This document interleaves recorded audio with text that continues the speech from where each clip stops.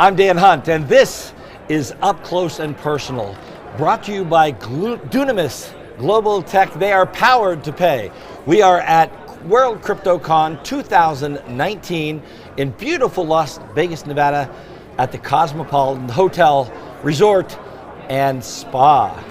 My guest right now is Tron Black, and he is the lead developer of, you know it, Ravencoin.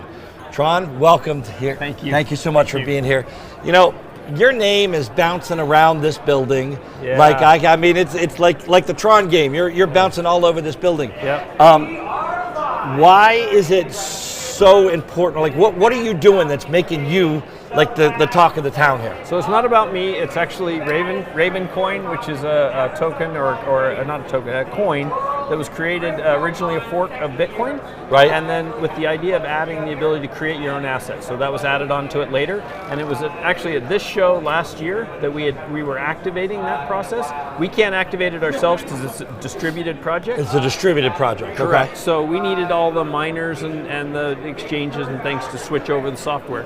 So that activated on a 90% level. So as soon as it got to 90% of the miners, it would kick over, and that was activating during this show last year. During this show last year. Show. In fact, there was kind of almost like this proxy fight. There was one entity that was trying to mine too much, right, and kept it from activating. And so all we knew about them was their crypto address, and so they became the villain. And so there's memes out there with that address and Darth Vader and things like that. The mining people were here, and they helped out, jumped in, and got us past this threshold. There were people that built websites for this threshold that we had to cross. We crossed the threshold, so on November 5th, assets activated. Now, you're the lead developer. Right. Was the concept kind of your idea or No. a team of people? Tell me about how this, when it was a baby, Absolutely. how did it evolve? So it's kind of a hybrid. So I don't know if you're familiar with Bruce Fenton. He was the former executive director of the Bitcoin Foundation. Yes. And so it was his idea. And so he was starting that up and had this idea and had talked about it at Texas Bitcoin Conference and a few other places, MIT. And so he had started a developer, but he ended up connecting with Patrick Byrne. So Patrick Byrne basically said, hey, we have some developers that can help with this. And so that's how it began. I was one of the developers. Yep. I'm sorry. Oh, no Go worries. ahead. Yeah. So he was he basically got me involved, and so between Bruce and I, Bruce had the idea of how to add assets or wanting to add assets, and I had some experience with Counterparty and open assets and some of these other protocols. We took the best of all of those and integrated them in. And integrated them all into one spot. And built in, so it's not a second tier system, so it's easier to use. It's all built in. It's all built in. Let's talk a little bit about you and how you got to the point to become the lead developer of pieces of technology that are really at the front edge of the crypto space. Okay. Now, you grew up in Utah. Yep. Wow, right in the middle of the country. Yeah. What brought you to Utah? So I was born in Pennsylvania, and my dad was a chemical engineer. It's actually how I got my name. So Electron, he took the Tron part. He took the Tron part and took it. So the movie wasn't out yet. The movie was not out. I predate the movie. Okay. Yep. So we came out to Utah, and that's where I grew up. And I went to East High School and went to the University of Utah, which had a great computer science program. So I went there. I got an MBA. And I was an entrepreneur. I've started a few companies that have been sold to public companies. I had bought one of those back in a leveraged buyout and was running that. And then in 2013, that's kind of like marrying your wife, your ex-wife, right? you go out, you get a divorce, and then boom, you go buy her back. Yep. My wife's over here, so I gotta be careful. You gotta be careful. Yeah, she's there. I see her. Hi, honey.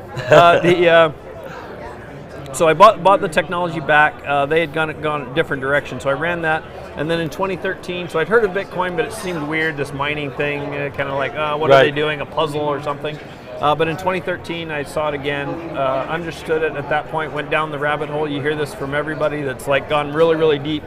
It really is, it takes a while to get your mindset around it and what it is and how it works and how it's going to change everything.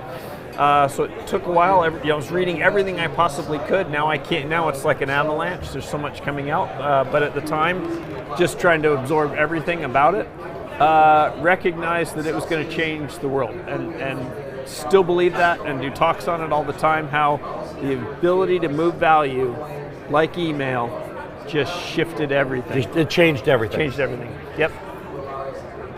When you were a kid in high school, Yep. I know you didn't sit in class and dream about being a cryptocurrency developer. Nope. Because it wasn't invented Nope, yet. I didn't. What did you want to be when you grew up? So I did want to be a programmer. I was programming when I was like 12 years old. So you really caught the bug of the computer side of stuff I was at a very young age. I was programming before the IBM PC existed. I was programming for the Atari and the Apple platform. I wrote software for my dad's company, which cleans water, and so there's equipment that cleans water, and I was writing stuff that demonstrated that, where plates would open, it would spray the plates and clean it, and bubbles would come out. So I was programming that just so they could go to a trade show like this and show how it worked visually. So I was basically just doing animation kind of before animation tools existed. So I mean, it took my... And that kind of stuff, I remember when I was young, the Commodore 64, when it came around. It was that same time frame, right? That time frame, yes. And that kind of changed the way we looked at things. Yeah. The Apple computer that I had at that time played that little Lemonade game. Yeah. It was that same time frame. I was an Atari fan, so just like you kind of have Apple and Android people like this, they're going it's like that. Well, the Atari's better because the Apple doesn't have blah blah sound channels and exactly whatever. All of that kind of thing. Growing up, was there somebody that you kind of looked up to that kind of helped you make your decisions in life? A teacher or a parent or a grandparent, something like that? I was pretty independent. In fact, I remember working at data catchers and whatever, and I was doing something, and I got in trouble because I was writing something that made something faster. Anyway, just corporate-y stuff. And somebody, pulled me into the room, one of the executives, and he's like, "Now, I know you want to do this, and I know you want to be like Bill Gates." And I'm like, I don't know who that is. So I don't think people at the time. That wasn't my thing at the time, right? Bill Gates, I think, was probably already a millionaire. Probably not a billionaire yet, but that wasn't my thing. Was people. Computers consumed me, right? I would work till 3 a.m. typing in stuff, programming computers. It was computers. I'm a computer geek. You just loved it all. Loved it all. Yep. And I feel lucky. I've lived through kind of like the advent of the PC, and then the advent of the internet, and now the advent of cryptocurrency, and they all have similarities. You kind of recognize this is going to change everything, and then the internet, this is going to change everything, and then. All right, let's talk about mining in particular. Yeah. And if somebody could bring me a mining machine, Ravencoin is kind of based on Bitcoin? Based on Bitcoin originally, the code. We did change the mining algorithm. You changed the mining algorithm. To prevent these guys from working. To prevent these guys from working. This is an ASIC. This is an ASIC machine. Yep. So this machine Custom actually built. mines.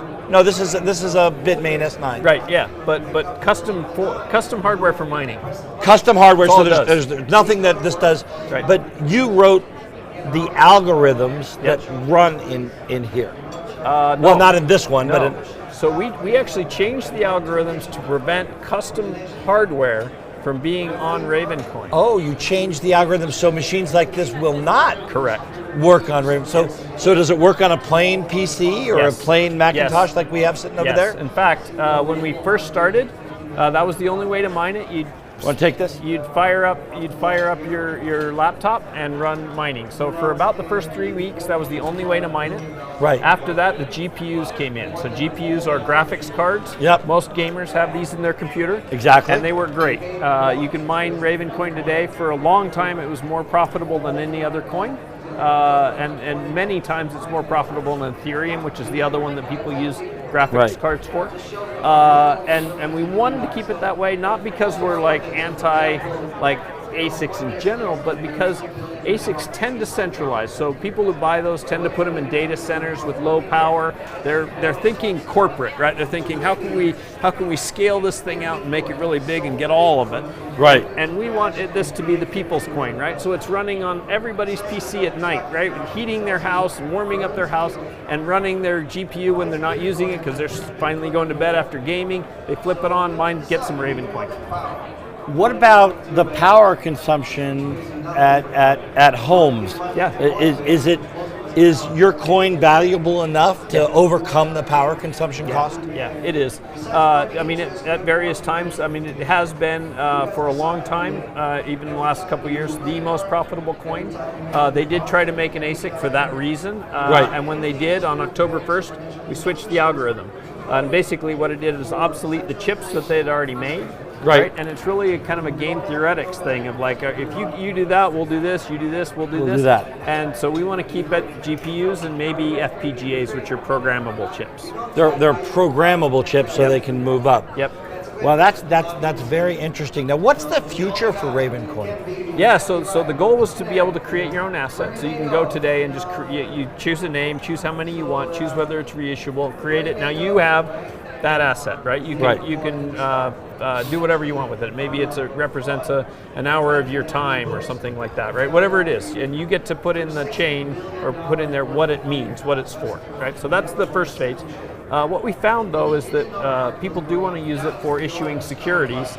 And when you issue securities, which is a very big legal thing in the U.S., right. You need to make sure that when you sell it to, let's say, accredited investor that's operating under Reg D, right, right. An exemption under the SEC rules, you need to make sure that it only goes to accredited investors.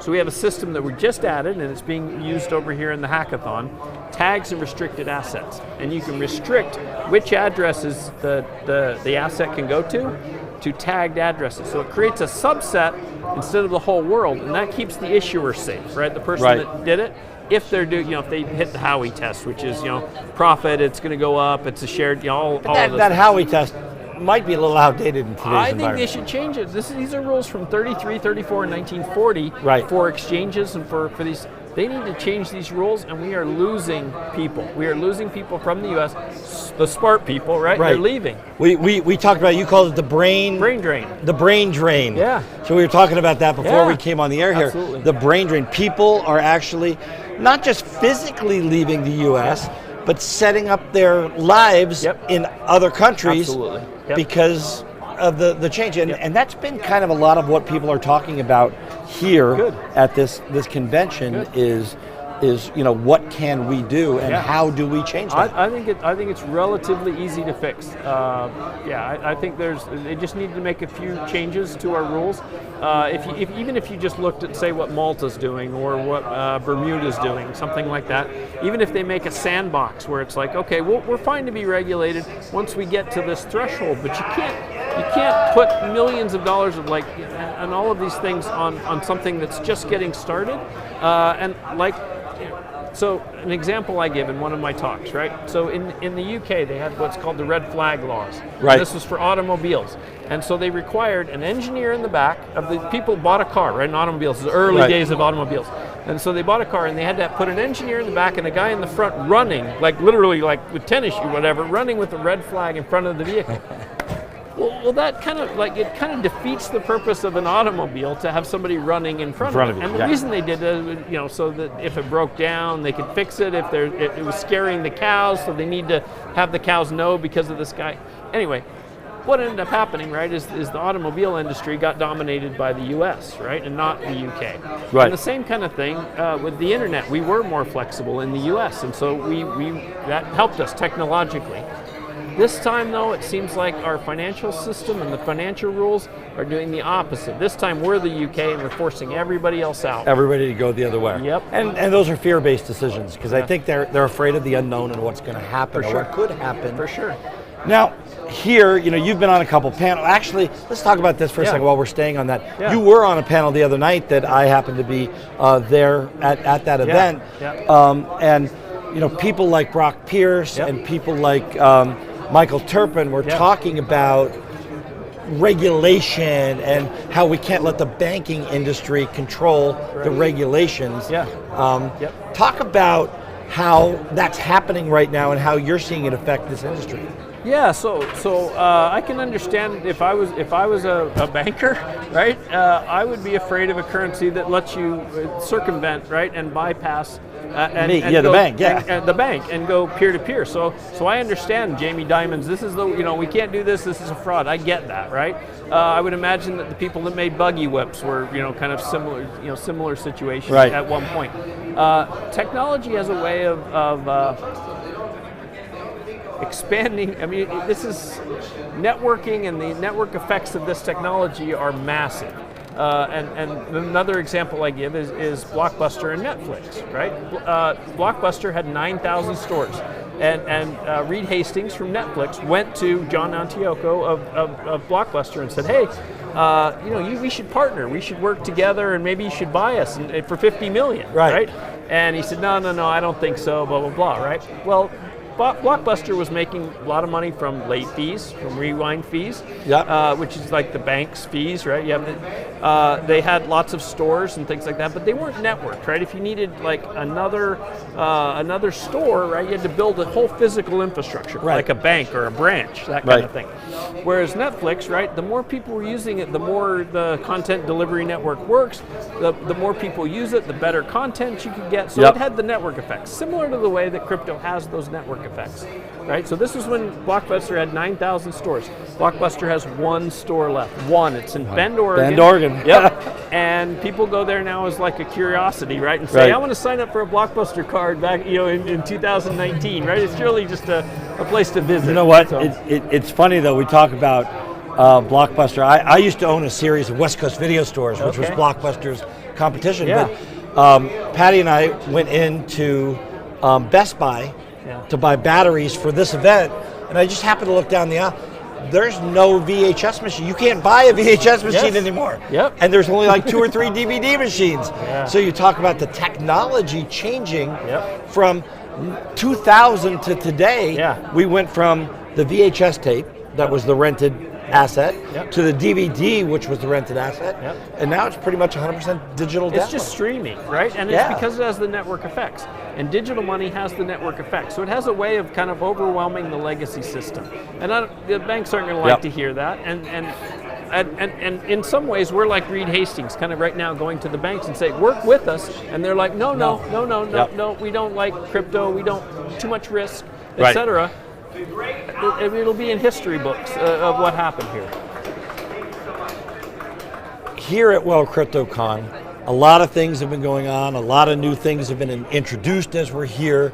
Talk to me about the importance of conferences like this, where the entire community from all around the world is getting together in one spot. Yeah, so this is really good, especially because there are so many like different chains and things like that. And I went to a talk about interoperability, and that's super important. And the nice part is it's just a programming problem, right? It's an like a cryptography and programming problem. So the ability for us to connect all of these things together, right, to have Bitcoin, things like that. And there's 2 different ways to connect it together. You can connect it together using something like a Binance and a Bittrex, a central thing, and that's working today, right? You can do that. You can deposit it, swap it, take it out. But there's also a decentralized version of this, right, where it's everywhere. Both will exist. And one of the reasons the first one will exist is because it's more efficient to put it in one place, put it in a database, swap it, and bring it out. It's very fast. You can do an order book, blah, blah, blah. But they don't like those, and they're kind of stopping those, the centralized ones, especially here in the U.S. It goes back to that SEC thing of not being able to trade things that are considered as securities without an exchange license, right? Let me ask you, let's talk about that right there for 1 second. I'm just going to take a little side joint. Is cryptocurrency a security? No, and in fact, it's not, and it's been deemed not. So cryptocurrency is not, but a token issued on Ravencoin may or may not be. May or may not be. Right? So if I said, hey, this is represents an hour of my time, that is not a security. If it represents, let's say, a share of art, but that art isn't wrapped by a company, not a security. Right. If it represents a company or something that isn't built, and you're investing in it, and it potentially could go up, and it's tradable, it's a security. And so those put it in a different category, and now they can't trade without this license and things like that. Right. That's what's moving. That's the primary thing that's moving outside of the U.S. And it's a fundraising mechanism that would benefit all kinds of things in the U.S. if it existed here today. And who's blocking it? Is it the banks and the financial world that's kind of saying, wait, don't?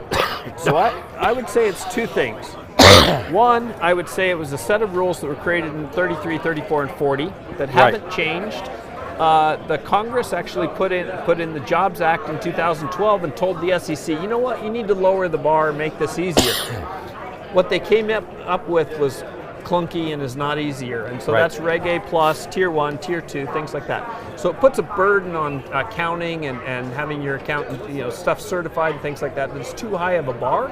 So that people say, well, if I'm going to do that, I'm going to go ahead and go the other route, an S1 registration, things like that. So the bar is too high. Even though it looks like Congress was trying to lower the bar, the people that put it in place, and it might have been the banks or the investment industry that said, wait a minute, lobbyists. This could have lobbyists, things like that didn't let that bar go low enough. Exactly. And that's what needs to change. Now, this afternoon, actually, I think it's starting, you're judging the Pitch Fest? I am judging the hackathon. So there's 3 technologies in there: Ravencoin, XYO, which is a kind of a geolocation kind of technology, and EOS. Most people know what EOS is. The inventor of EOS, I just interviewed a second ago. It's awesome. So the nice part is that, especially this conference in particular, is saying, hey, let's get rid of tribalism. Let's all work together, which is totally that. I think that's awesome, right? When I say this stuff can all work together programmatically, is awesome. So in the hackathon, there's kind of a bonus for like building something where all 3 technologies work together. And so I'm going to go over there and judge it. And when we say hackathon, we're not talking about the bad hack. No, we're talking about a white hat. These are like super smart people that come in and work like 24 hours, like overnight, right? They work through the night and come up with something within like a very, very short period of time, and then present it, and then we judge it on like who met the criteria of like working together and making cool stuff. Yeah. So kind of like a 24-hour film festival in my business, where they give us a topic and the 5 things we have to put in there, and we have to make a film start from scratch in 24 hours. That's exactly what it is. Wow, that's really, really cool. So I'll look forward to coming over and seeing that. Tron, thank you so much for being here today. It's a pleasure. It really is a pleasure to meet somebody like you. Thank you. And we are live at World CryptoCon 2019. My voice is like starting to leave me as we go into the 5th day here, but I'm going to push forward as hard as we can. Up Close and Personal, brought to you by Dunamis, the mining company that is powered to pay. And yes, they do mine Ravencoin. I heard that. They do mine Ravencoin. So thank you all for joining us this afternoon. We are in Las Vegas, Nevada at World CryptoCon 2019. I'm Dan Hunt, saying have a great rest of today and an even better day tomorrow.